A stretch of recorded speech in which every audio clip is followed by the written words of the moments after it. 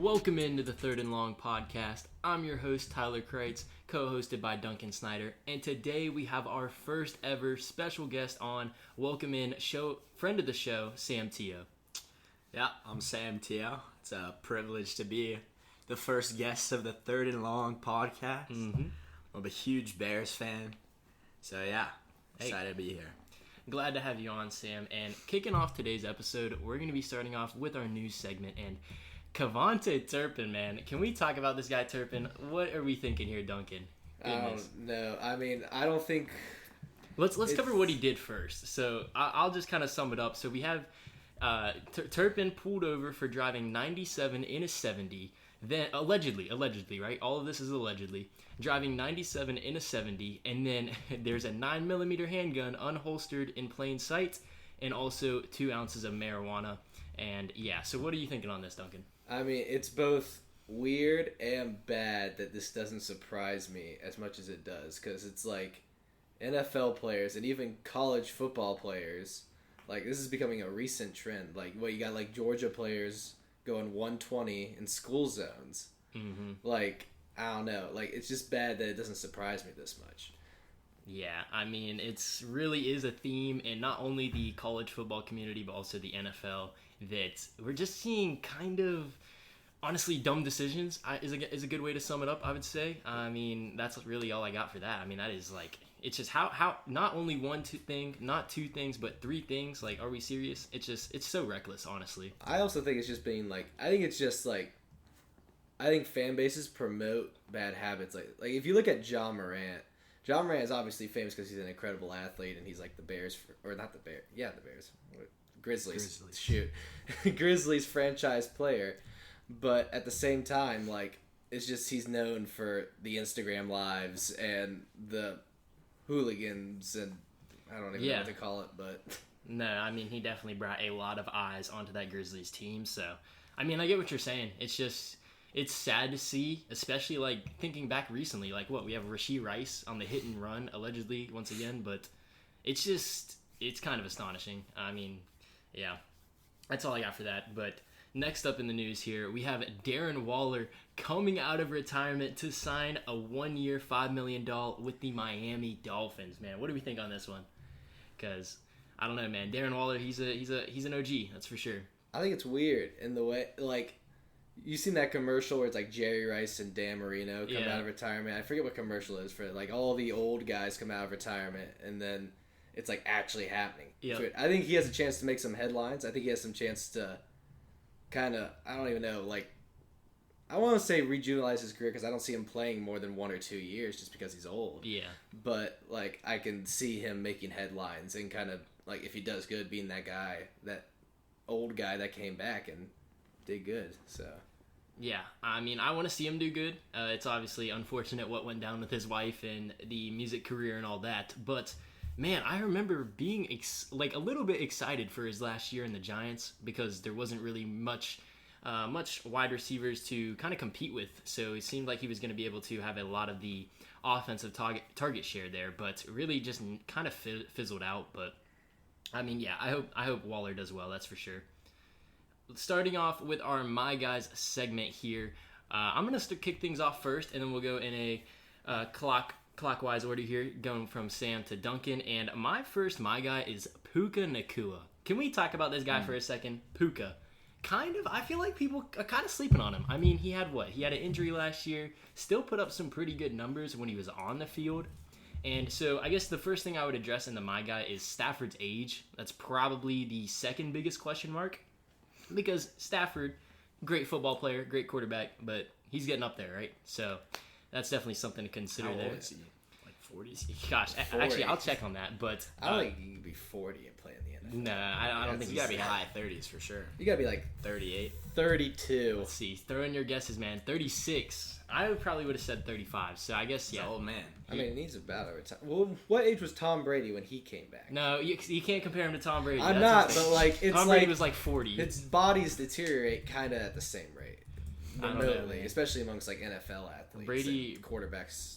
Brady left at 45, bro. I'm telling you, Brady was a different monster. But yeah. The second biggest question mark for Nakua is Devontae Adams, right? The number change too. Oh, number okay. 12. Number change. Yeah, that's true. You never know what goes on with those rituals, but Devontae Adams in here, like, I mean, that's definitely a threat on the Rams now for his targets, but I think they can both succeed. You know, the way we saw Garrett Wilson and Devontae Adams succeed last year? I'm excited for it because I don't know how I feel about Puka Nacua as a wide receiver 1, but I think he'd be amazing if, like, one of the best wide receiver 2s. Obviously, he's able to make difficult catches. We've seen that time and time again. He's not particular, like, he's obviously, you have to be fast to be an NFL wide receiver, but he's not, like, fast amongst NFL wide receivers. Yeah, he's physical. Yeah, he's physical. He'll make a difficult catch when you need him to, which is exactly what you need out of a wide receiver too, when your first option is covered. So I think he'll do amazing as a wide receiver too. Yeah, I think he's going to immediately be wide receiver 1 now. You think? You think he's going to beat him out? I'm with Sam. That's why I threw him on my guys, because I think Duncan, I think you have a pretty common, like, consensus opinion of him. Like, I think a lot of people, probably listening as well, would agree with you. But I think Puka can take that step forward. He'll be dominant over Devontae Adams, and I think that's going to prove himself to be a locked-in wide receiver 1, no questions asked. But I think what's going to come down to it is resume, and Puka obviously has a good resume, but it's not Devontae Adams. It's not like played with Aaron Rodgers and played with all the so-and-so, and yeah, I don't know. I'd say my argument isn't that he's, like, going to be a better wide receiver than Devontae in terms of career at the end of the year, but I think he can easily put in a better year than Devontae Adams, so that's kind of my thoughts on it. Sam, would you like to start us off with your first my guy?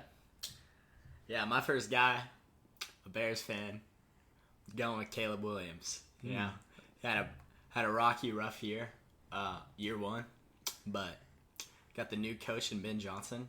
He's gonna get the best out of Caleb Williams, just like he got the best out of Jared Goff in Detroit. But yeah, he's my guy for sure. I mean, Caleb Williams, he had a very nice, promising, I believe, 4-2 start, and then the season did take a downhill turn from there, but as you highlighted, I mean, the addition of new head coach Ben Johnson, like, as a Bears fan, that has to be super exciting. Like, I remember him being basically at the top of the coaching carousel in terms of head coaches to get this season, so. Definitely was the best news for a Bears fan in a very long time. It's definitely better than Eberflus. I mean, yeah, that's... Matt Eberflus was... Anybody can beat that guy. Yeah. Nah, love to hear that. So, Caleb Williams on the rise. Look out. Duncan, would you like to kick off with your first my guy? I like my first my guy, who I think potential offensive rookie of the year. I think Jackson Dart. Jackson Dart. Gonna go crazy. Okay. And here's why.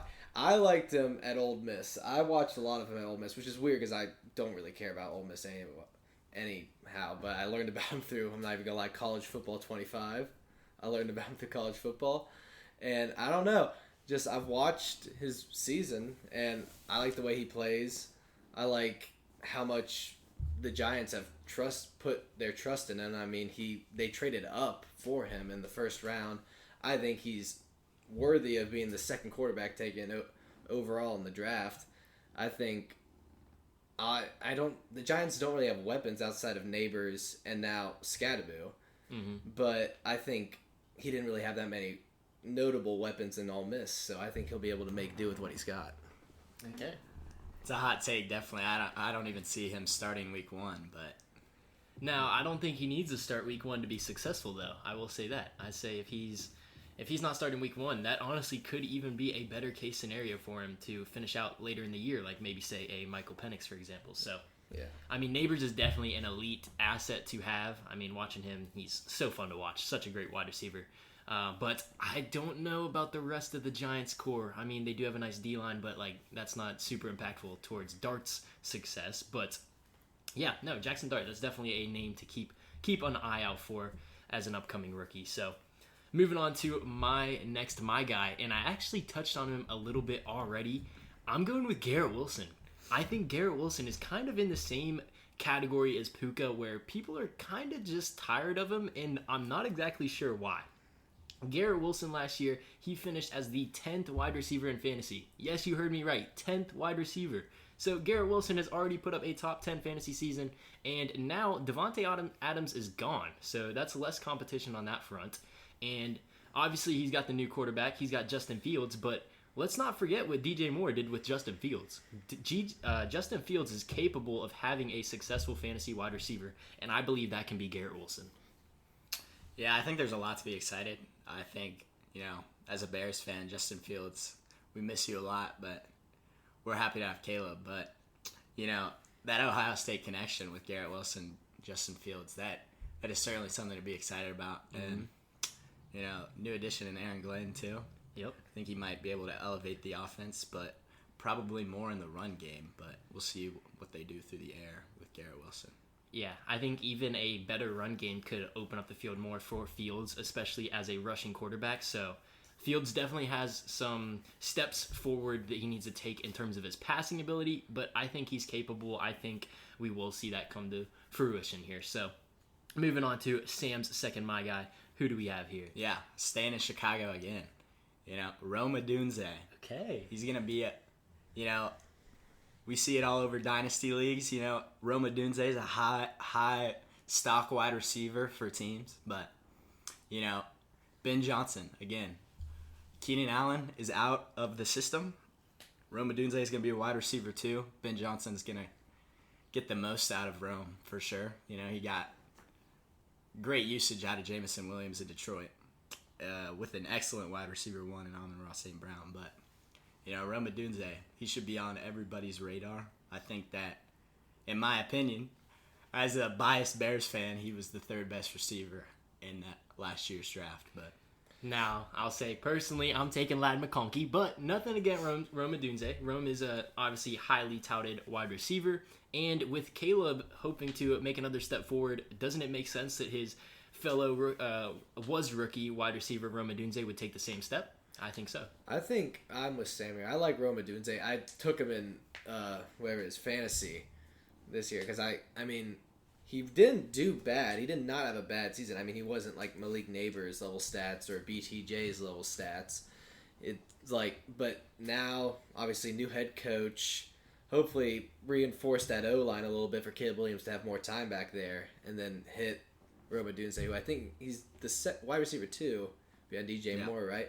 But still, he proved himself to be a reliable option and make difficult catches. Definitely. He did that as a wide receiver 3 on a team with 2 great wide receivers, and he's going to be a wide receiver 2. Yeah, I think he'll be good. Okay, I do have a quick question for you guys. Something that I heard recently and was kind of pondering myself. Let's say you're in the later rounds of a fantasy draft and you're struck with the decision between rookie, wide receiver, or cornerback Travis Hunter or Rome Odunze. Obviously, there's a question mark for Travis Hunter. How much wide receiver are we going to get out of him? How much are we going to lose because of him playing on the defensive side of the ball? There's definitely some question marks and some gray areas there, but if you're on the clock, who would you take, Hunter or Rome? I think you take Rome Odunze and then you hit the waivers after week 3 for Travis Hunter, because I think Travis Hunter is going to quickly realize that the NFL is not college, and playing both ways in college is obviously an impressive feat in of itself.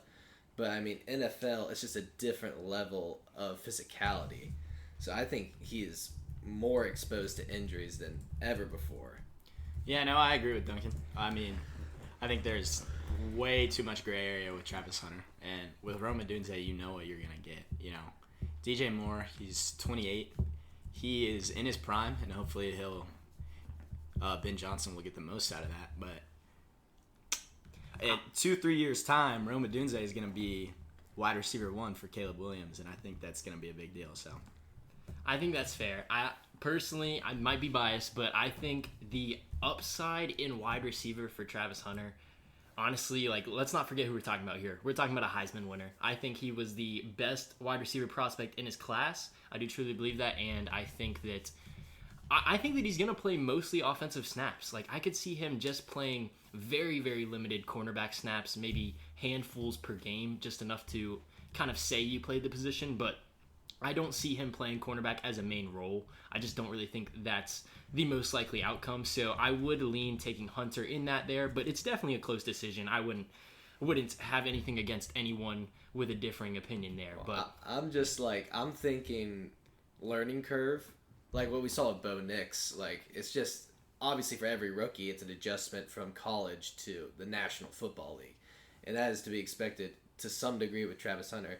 But he's trying to play two of the hardest positions to play in football against the best there is in football. Like, coming from, like, college straight into such a difficult situation, there's obviously a big learning curve to be expected. But again, he is a Heisman winner, so I think also you gotta look at like his competition too. You know, I mean, Rome Odunze is competing with DJ Moore, and Travis Hunter's competing with an offensive juggernaut, coming off one of the best rookie wide receiver seasons we've ever seen in Brian Thomas Jr. So I mean, I think that the value is just, you see a lot more in Rome Odunze than Travis Hunter, and in my opinion, watching Travis Hunter's college tape, I always thought he was a better corner than he was a receiver. So we'll see how he does. Nah, I agree with you guys. Hunter is definitely assigned a tall task, but I do think that he's the star to do it. But time will tell there. And moving on to Duncan's second my guy, who do you got for us? I mean, it pains me to say this as a divisional rival, but I think DK Metcalf going to have a good season. I mean, the Steelers, I said it in one episode, they do pick up these older guys, but I mean, I think DK Metcalf is just such like an athletic freak that he can stay consistent despite his age and despite his experience. And obviously, like we saw with Russell Wilson last year, Russell Wilson played good on the Steelers and was good on the Steelers despite being an older guy. So I'm expecting the same out of DK Metcalf. Maybe not like, I don't know. I would say I'm expecting more of him than he like how good he was in the latter half of his Seahawks years.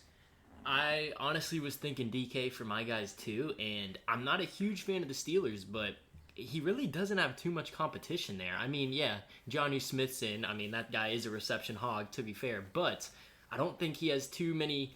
I don't think there's too many mouths to feed on that offense. And on top of that, even though I'm not the highest on Aaron Rodgers as a quarterback, I don't think he's super amazing out of this world anymore. But let's not forget, once again, like I brought up earlier, what he did for Garrett Wilson and Devontae Adams. He had two thriving fantasy wide receivers on his team last year.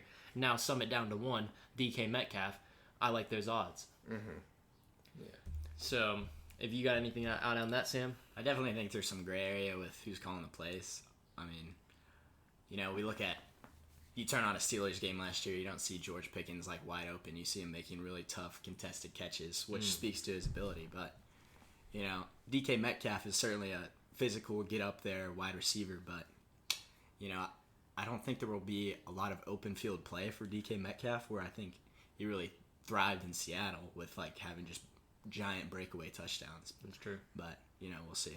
Yeah, I agree with you on that. And we'll kind of segue here into the third round of my guys. And I'm kicking it off here with Kyren Williams going back to the Rams offense for more, going for my seconds. And, I mean, if I believe in the Rams offense, why wouldn't I also believe in Kyren?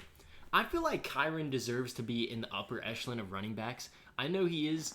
He's honestly, like, he's not that old, but obviously running back ages, you get old quick. But I feel like Kyren is kind of just undervalued, honestly. I think he deserves to be higher seen than he currently is. I think upper is maybe a little bit pushing it, especially with what we've seen in college now, like these new running backs coming in, and like running backs being in contention for Heisman is something we haven't heard about in a long time, but they brought it back, and now they're coming in hungry as rookies. So, I don't know.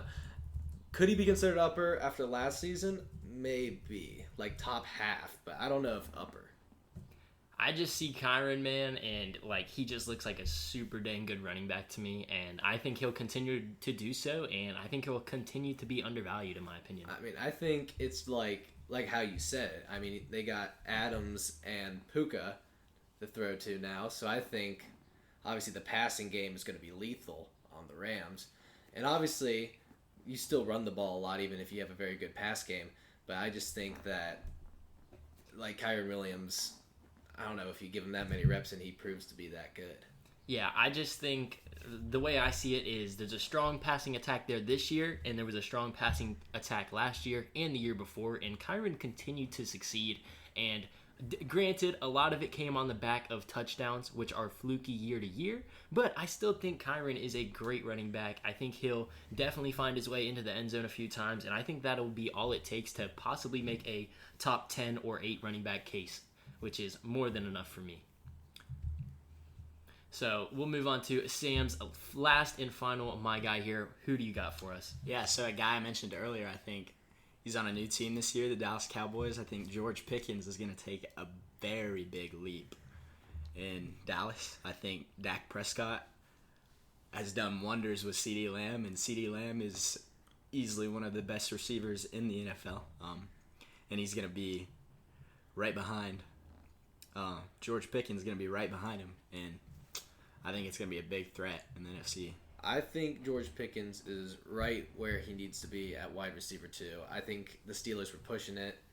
Like, obviously, there wasn't too much receiving power on the Steelers, admittedly. But, I don't know, like, it kind of feels like he was forced into the wide receiver 1 position. I think he'd make an amazing wide receiver 2, like I said before with, who was it that we brought up? That I said Puka. Yeah. I think George is another amazing wide receiver too. Someone who can make difficult catches, fast, agile, consistent. Someone you can go to when your number 1 option isn't there. The question is, I just think, is Dak or whoever they got at the helm of the offense. Joe Milton, maybe. Yeah, Cooper Rush really. Cooper Rush, oh my. Really willing to take it to the next level and give him, like, I don't know, because we've seen CeeDee Lamb have stellar performances despite having a not-so-stellar quarterback. So, I mean, it's not crazy to say George Pickens can't have the same type of season. But yeah, honestly, in terms of the Cowboys' offense, I feel like there's a lot of just, like, variety in terms of what could actually happen. Like, I'm honestly not too sure what to expect because I do know that CeeDee Lamb kind of gains some, like, to be fair, he's a great wide receiver. I'm not taking anything away, but he does get a lot of volume, which builds towards his success. I'm not sure how much George Pickens will or will not eat into that volume, but that's definitely something to see, and it definitely makes the Cowboys an exciting watch early on here. And yeah, I mean, I think George Pickens, I think he's a good wide receiver, and I'm interested to see what he can do in Dallas. I mean, I personally am not that intrigued by it because, I mean, it's the Cowboys, and the Cowboys have recently, like, yeah, they've been underwhelming for sure. Yeah, just the Cowboys in general. Just, I don't know, but I'm excited to see what they do. Yeah, definitely fits in right alongside Kevontae Turpin. Both thugs. I agree. Thugs is crazy. And moving on to our last my guy here, Duncan. How are you gonna close this out for us? I'm going with another wide receiver in Marvin Mims Jr. I like the Broncos. He torched your Bengals, man. That's true. That was a bad. Yeah, but I don't know. I just like Bo Nix. I think is a great quarterback. I think the Broncos are an incredibly solid team. I think Courtland Sutton's good, and I think Marvin Mims is almost just as equally good. He's able to make those deep catches that sure is able to clutch up and clutch time like we saw against the Bengals. Yeah, and I love Marvin Mims, but I think I'm going to have to disagree with you because I just don't think his role is going to be a role that is going to make him a consistent fantasy wide receiver or a very successful one. I mean, he always has those games, 1 or 2 a year, where he gets maybe a kickoff return, touchdown, a punt return, something like that, and then maybe a 90-yard bomb, puts up 25 points. But I just don't see him being so involved in the Broncos offense that he's really going to be a valuable wide receiver. But don't get me wrong, I love Marvin Mims, and if he does come to be a great wide receiver fully around, I would love to see that. Yeah, I get that. But just I feel like in these offenses where there's not a direct receiving star like with the Broncos, there's not I don't know, a Jamar Chase or a DK Metcalf, someone that's obviously going to get the ball more than others. I think a deep threat wide receiver like Marvin Mims could outshine everyone's expectations. That's fair. I think Sean Payton gets a lot of usage out of all of his offensive pieces. So, I mean, even Courtland Sutton doesn't feel like a very clear-cut wide receiver 1 on the Broncos, although he is, but on other teams he certainly wouldn't be, in my opinion. But, there's just a lot of options that Bo Nix has, and he's used them well, and he definitely loves his tight end. I think Marvin Mims is still going to be great. I think he'll probably have probably equal production. Yeah, I mean, Marvin Mims hopefully has a great season, but that's all we have for this one, guys. Thank you so much for tuning in to the Third and Long podcast, and we will catch you guys next time. Peace out.